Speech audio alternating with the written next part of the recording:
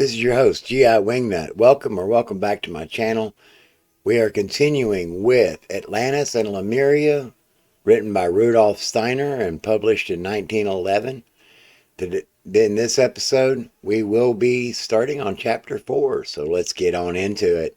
Fortunately, Chapter 4 is relatively short, but before we really dive into this Lemurian thing, let me put Lemuria on the map for you in accordance with the old legends. This supposedly is where Lemuria was, connecting Madagascar, Australia, and India. The idea is this is how lemurs, thus the Lemurian continent, or maybe the Lemurian continent was the name for the lemurs. I'm not sure which came first. But if you go and get on Google Earth or something like that, there's a lot of interesting things out here. British territory, for example, especially along the Seychelles. Anyway, a lot of wild stuff going on out there. But let's get into this. Chapter 4, the Lemurian Era. The following contains a fragment from the Akashic Records, which refers to a very remote prehistoric epoch in the development of mankind. This epoch precedes that which has been delineated in the previous chapters. The subject is the third human root race, which in theosophical books is said to have dwelt on the Lemurian continent. This continent lay, according to these books, south of Asia, but extending roughly from Ceylon to Madagascar, also the modern southern Asia and parts of Africa belonged to it. Although, in the reading of the Akashic Records, all possible precaution has been observed, it must nevertheless be emphasized that in no case must a dogmatic character be claimed for these communications. Like what? Who? The Maitreya? Or one of the other ascended masters, like, I don't know, Saint Germain, perhaps? Or maybe the Heavenly Mother as perceived by the Catholic Church, or parts of it anyway. All right, let's see. Merely to read of things and happenings so far removed from the present is by no means easy, but a translation of what has been seen and deciphered into the language of our times entails almost insuperable obstacles. Dates will be given later. They will be better grasped when we have given an account of the whole Lemurian era, and also of that which embraces the fifth root race up to the present time. Now remember, these root races are advanced through eugenics-like processes. So moving on. The things which are here communicated are surprising, even to the occultist when he reads them for the first time. Although the word surprise does not quite suit the case. This, however, is why he is allowed to communicate them only after most careful examination. It reminds me of meeting Mona at the Scientology Center in St. Louis here a while back. Anyway, continuing. The fourth Atlantean root race was preceded by the so-called Lemurian. In the course of its development, the Earth and mankind underwent transformations of the greatest significance. Now, if you stop and think about it for a moment, this helps explain why folks like Himmler were so adamant about learning these secrets,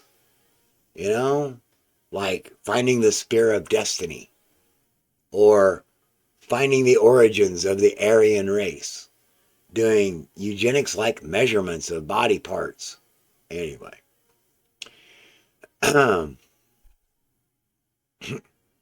Moving on. Let's see, where was I?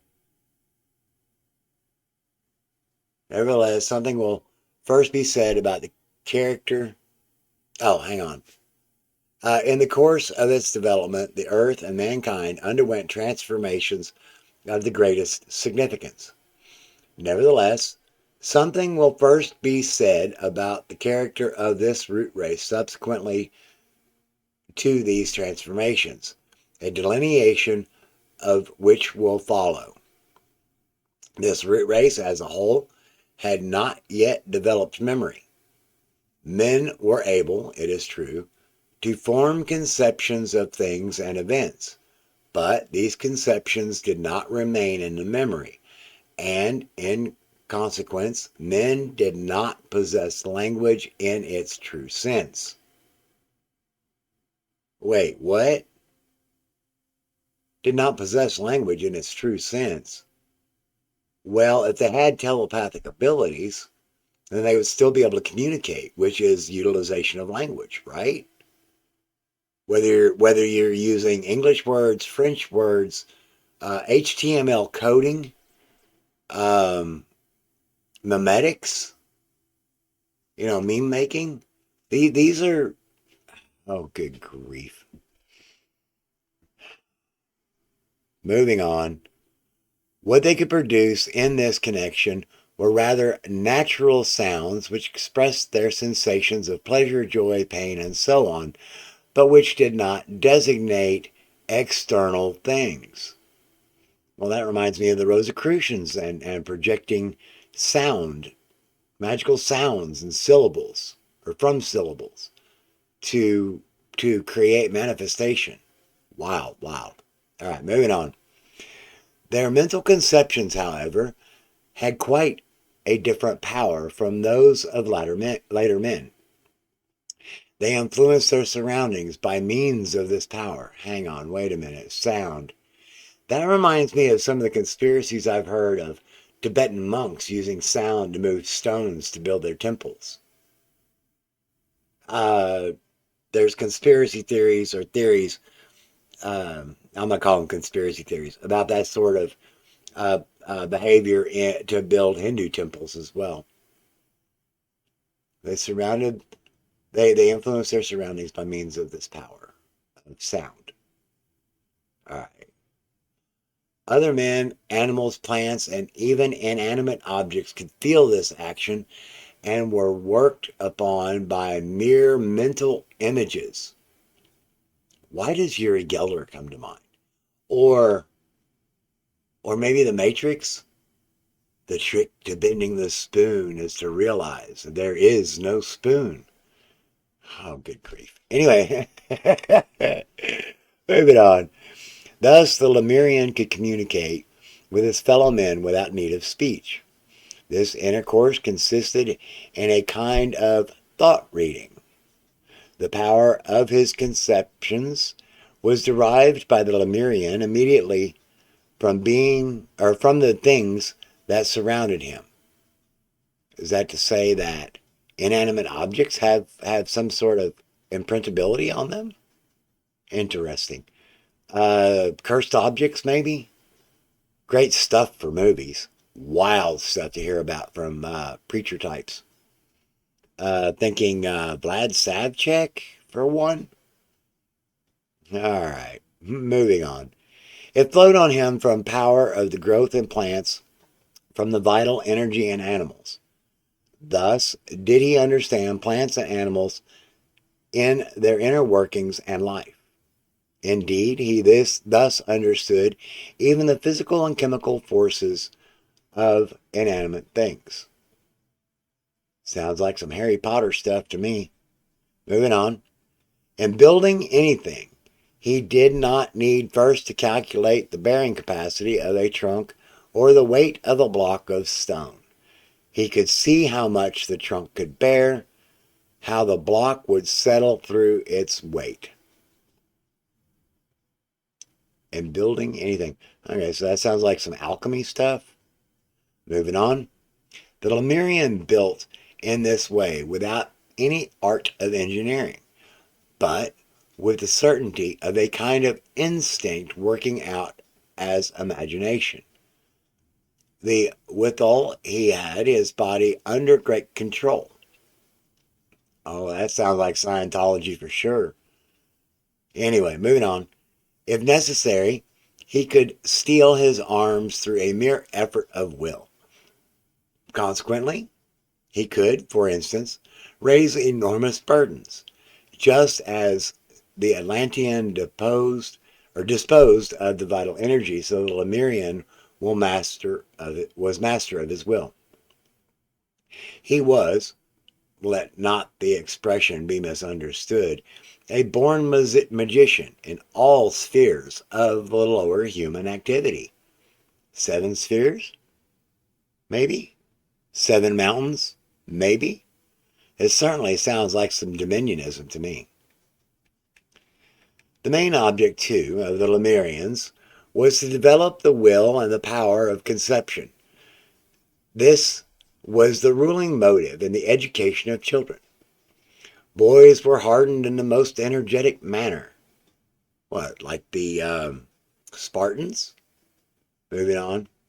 They had to learn to face dangers, to overcome pain, to perform daring deeds. Yep, just like the Spartan kids, Spartan boys, according to the legend, anyway. Moving on. Those who could not bear tortures or face dangers were not considered useful members of society, but were allowed to perish in the course of their hardships. Do I see that in today's society? Maybe. Moving on.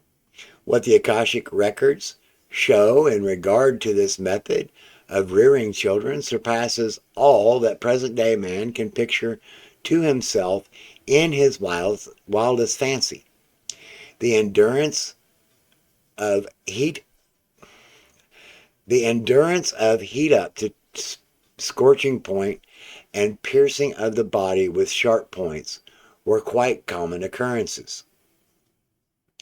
Interject the teachings of the old ways of the Lakota Sioux and how they were brought back into modern practice by Fakir Musafar, the father of the modern primitive movement, who quite simply said the difference between the old ways and the Western ways is that these days, when a child turns 16, they get a driver's license. When they turn 18, they get to vote. When they turn 21, they get to drink. These are all things that can be lost because they require identification. But rites of passage, they leave marks and let others know where you have been, what you have done, and what you are capable of. So the piercing of the body with sharp points were common occurrences. That is definitely shamanistic and primal. Anyway, moving on. The training of girls was different. It is true that hardening was also their lot, but the chief aim lay here in the department of the powerful imagination. For instance, girls were exposed to a storm that they might feel its terrible beauty with calmness. They had to witness fights between men fearlessly, feeling only admiration for the display of strength and prowess. Well, boy, howdy, that sounds like some Greek stuff to me. I mean, actual Greek practices, and Roman, too. Bread and circus for the masses. Anyway, moving on. A disposition to dreaming, to revealing in fancy, was this way fostered in girls. But this disposition was exceptionally prized, and in the absence of memory, there was no chance of its degeneration until we get to Cat Kerr. Moving on. These dreamy or imaginative conceptions lasted only while there was an external occasion for them. Like the Oracle of Delphi, maybe? Moving on. So far, then, they were well equipped for external things. They did not lose themselves in the fathomless. It was the imaginative and visionary in nature herself that sank deep into the soul of woman. Until the end of their era, the Lemurians had no dwellings in our sense of the word. They lived in natural shelters, for instance, in caves, which they modified according to their needs. Why? Okay, we see some underground stuff these days, but I seriously doubt that they date far enough back to be Lemurian, for starters. Anyway, moving on. At a later period, they built such caves in the earth, and then they developed great skill in such building. But it must not be thought that they did not also erect artificial buildings, although these did not serve as dwellings. They originated in the earlier period from the need for giving to things of nature a form molded by man. Temples? Temples, anyone? Okay, so in archaeology, not all old buildings are temples, like this text might suggest. Anyway, moving on. Hills were remolded so that man might find pleasure and gratification in their form. Oh, like some of the stuff we see in England. What was it? Danbury Hill being one of them, I think. Moving on. For the same reasons, stones were joined together, and this was done also with the aim of making them serve some useful purpose, like burial chambers, maybe. Is this alluding to pyramids potentially, as well as like Danbury Hill? Oh boy. Moving on. The places where children were hardened were surrounded by walls of this kind. But but ever grander and more ingenious toward the end of this epoch became the structures devoted to the worship of divine wisdom and divine art. These edifices were in every respect different, from what served at a larger stage as temples, for they were also places of instruction and scientific study. Okay, there is some archaeological evidence for sites like that, but some of those sites may or may not take into calculation the precession of the zodiac as the Earth travels through its orbital wobble. Anyway, a lot to uncover there, and I'm not going to do it right now. So, let's see. Where was I? Oh, yeah. Whoever was found fit was permitted to become initiated into the science of universal laws and the application of these laws. Secret society stuff, sounds like. Moving on. Whereas the Lemurian was a born magician, this talent for art and insight was here cultivated. Only these could be admitted to. Only those could be admitted who, through every process of hardening, had become invincible in the highest degree. That which transpired in these initiations remained the most profound secret to all but a few. Masons, Scientology, more. There's more. So many more. Oh yeah, the Mormons. Yeah. Okay. So moving on. That which transpired in these institutions remained the foremost secret to all but the few. Here, the knowledge and mastery of natural forces was learnt by immediate perception, but this cognizance, was a kind of transformation of the natural forces into power of will in man. Therefore, he could himself achieve what nature achieves. Oh, power of manifestation. Moving on. What mankind accomplished later, by means of reflection or combination, was then a kind of instinctive activity. Of course, in this connection, the word instinct must not be used in the sense in which it is usually applied to the animal world, for achievements of the Lemurians rank immeasurably higher than all of the animal world could produce instinctively. Oh, good grief! Using a word to define the root word.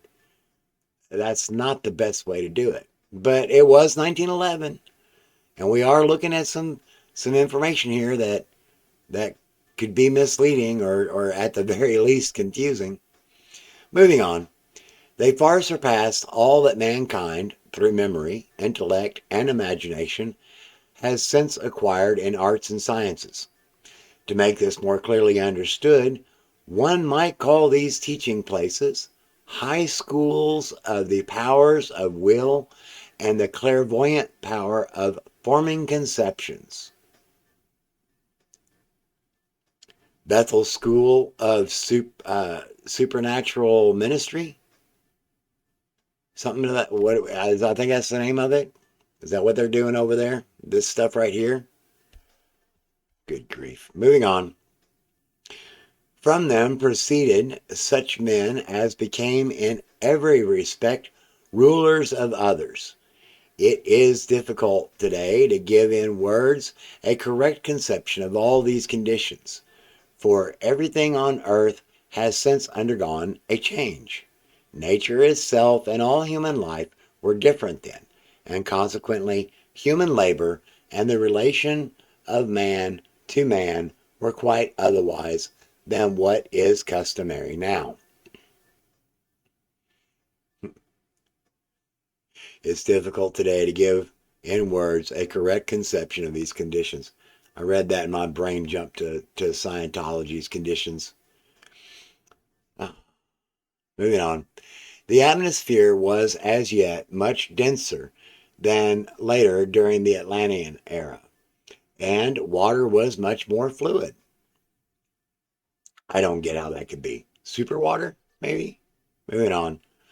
Also, that which now forms our firm earth crust was not yet hardened to the same extent as later. Was the planet still curing? Is that what they're saying? Moving on. The vegetable and animal worlds were advanced only to the stage of amphibious animals, of birds and the lower mammals, and of growths analogous to our palms and similar trees. Oh, sounds like they're talking about, what is that, the Cretaceous period? Moving on. But all forms were different from those of the present. For the most part, we can see that in the fossil record. Moving on. What is now found small in size was then developed to gigantic proportions.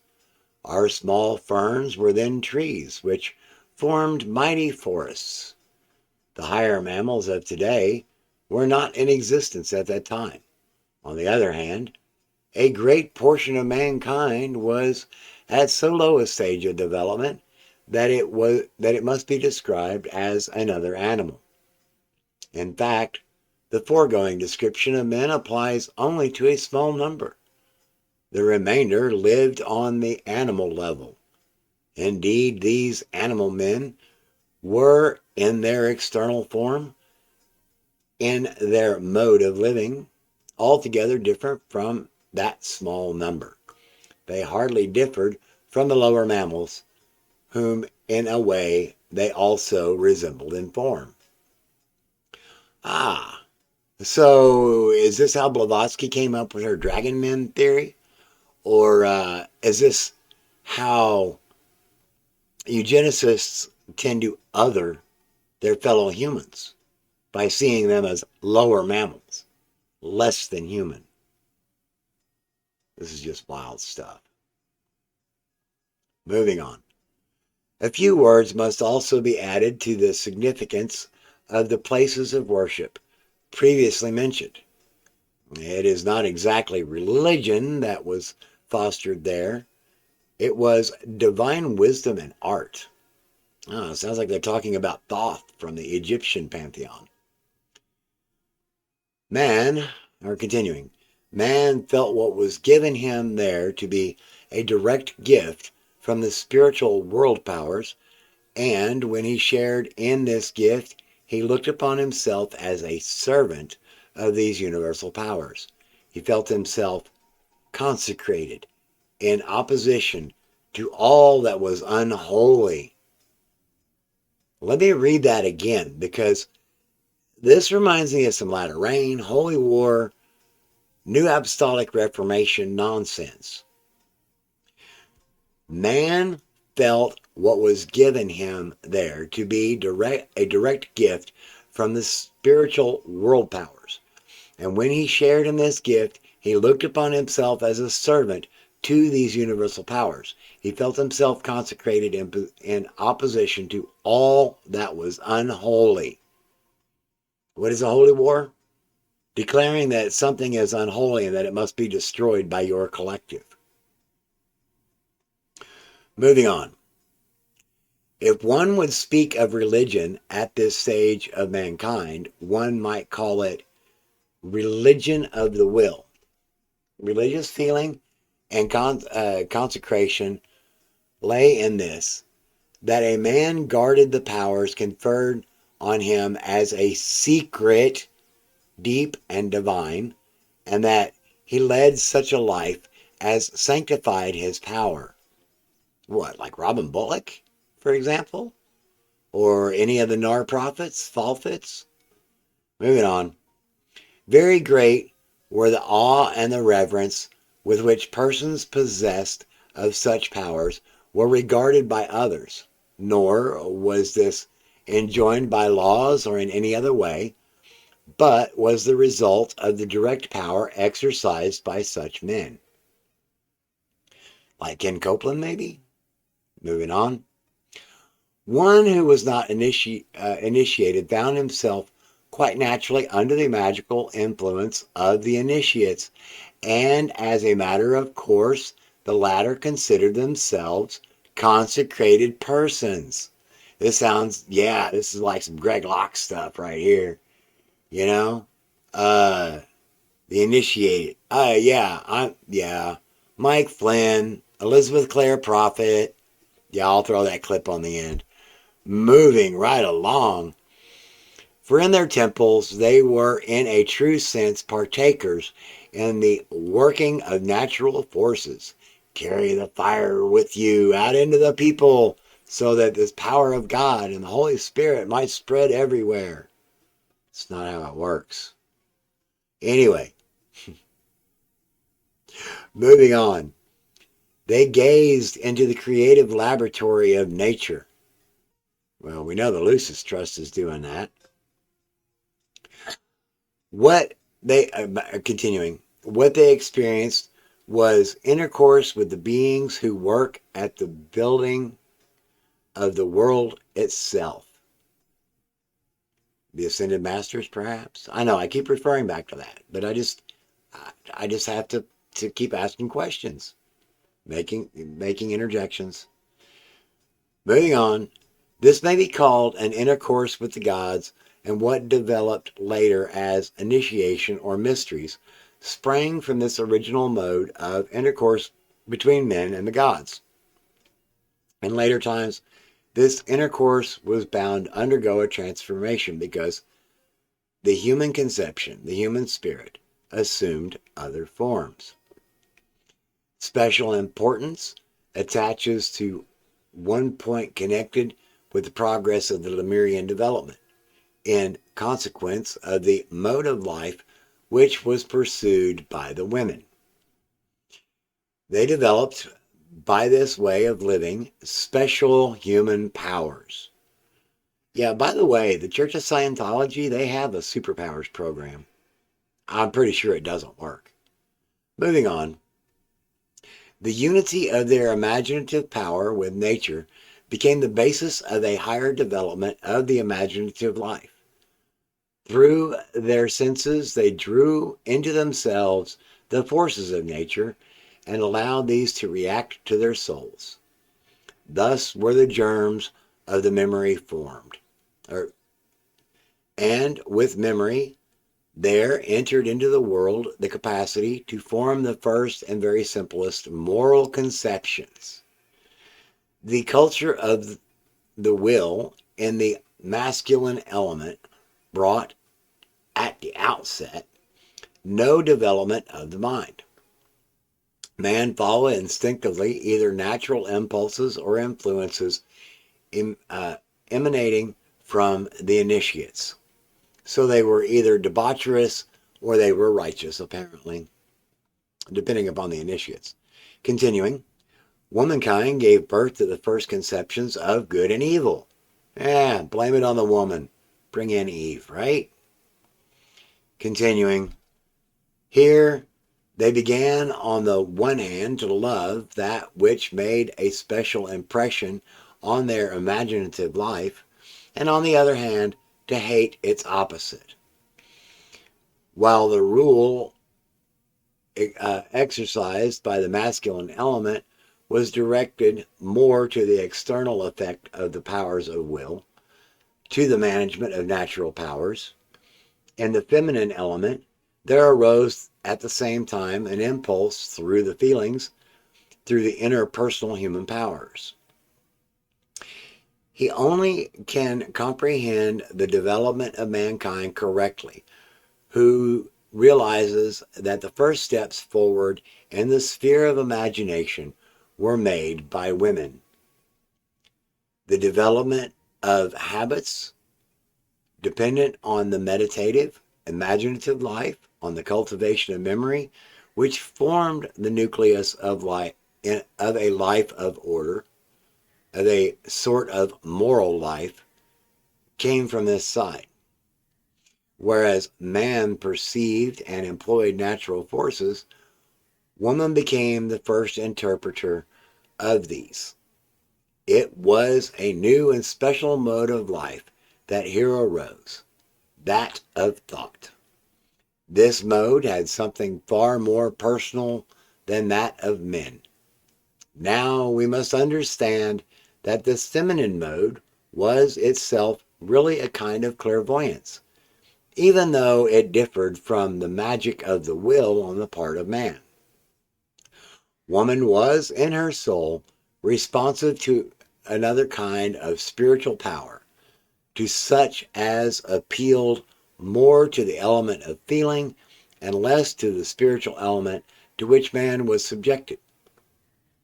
There emanated thus from men an influence which was more naturally divine, from women one which was more physically divine. And that closes chapter 4. I hope you found this interesting. If you did, and if you haven't yet, please subscribe to my channel, give me a like. By all means, feel free to share this information to anybody that you might think would find it interesting and informative. With that said, please remember, genuine mental health matters. Balancing what's going on and recognizing what's happening is so important. Just like drinking water. Hydrate, hippie, and I hope to catch you on the next video. Everybody wants to